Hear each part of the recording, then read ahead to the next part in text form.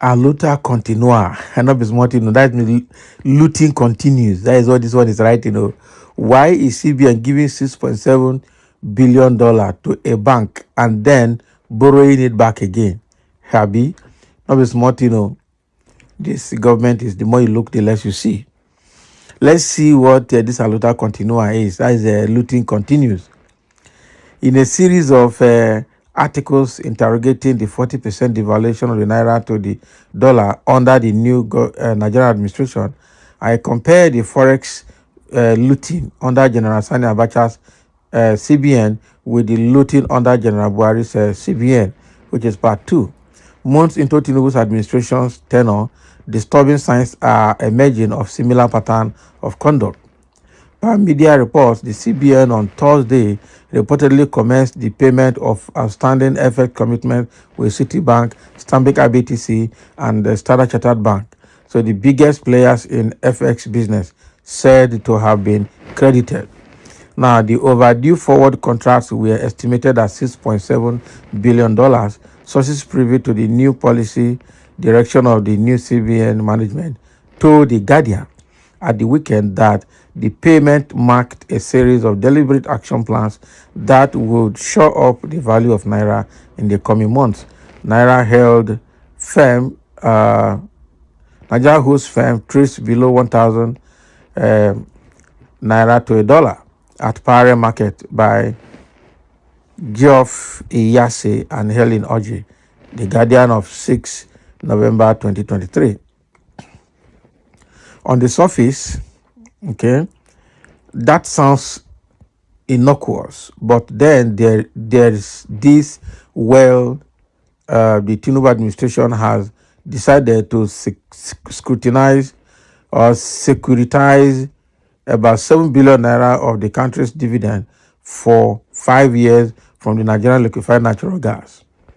So it means that the dividend payment, which will accrue to Nigeria from its 49% equity in NLNG over the 5 years, would be sourced and handed to the country by a consortium of banks led by Standard Chartered Bank. So the bank expects to be paid a fee for the transaction, and the government will also cover the interest payment for the entire period. So it is a strange request because according to the Budget Office, the federal government is only due $2.2 billion over the next 4 years from its investment in the NLNG. How did they arrive at $7.0 billion?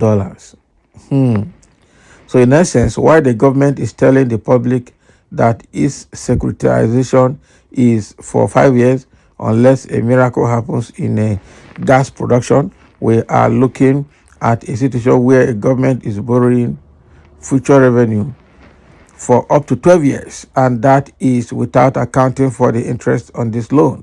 Dollars and dilemmas. Okay.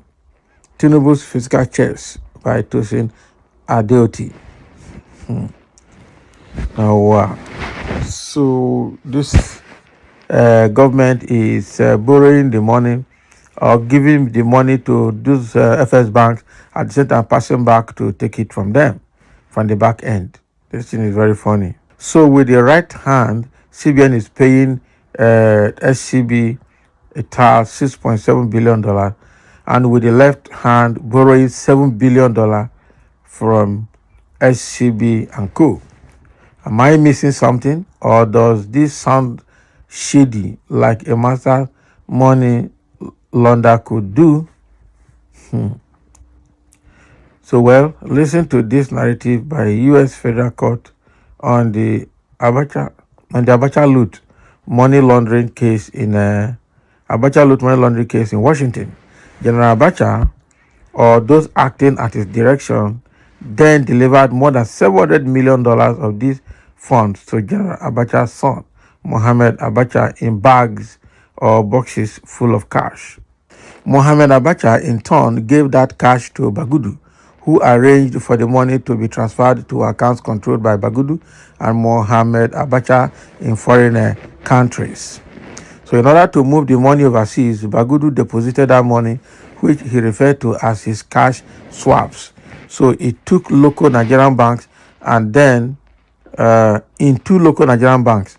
And then he and Mohammed Abacha instructed those banks to transfer the funds to account overseas owned by Mohammed Abacha and Bagudu. And as discussed below, the funds were later pulled out with the second scheme, referred to as the debt buyback fraud, began in 1996 when Bagudu and others arranged for the Nigerian government, with the General Abacha's approval, to repurchase its own debt from Mekusta, a company owned by Bagudu and Mohammed Abacha, at a price significantly higher than what Nigeria would have paid on the open market.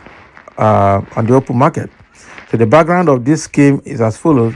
Nigeria had agreed to pay a Russian company TPE in debt instrument in exchange for the construction of a steel plant. So a dispute arose, however, and Nigeria suspended payment and defaulted on the outstanding debt. Okay. Bagudu learned that another company, Pana, would be willing to sell the debt to one of the Bagudu's companies in this case. So Bagudu approached General Abacha's other son, Ibrahim Abacha, and Nigerian Finance Minister Anthony Ani, who assured Bagudu that if Mekusta bought the debt, Nigeria would buy it from Mekusta. Can you imagine? So to guarantee that Nigeria would purchase the debt, Ani entered into an agreement on behalf of Nigeria to buy the debt from Mekusta on April 14, 1996, more than 4 months before either Pana or Mekusta actually acquired the debt. It's not serious.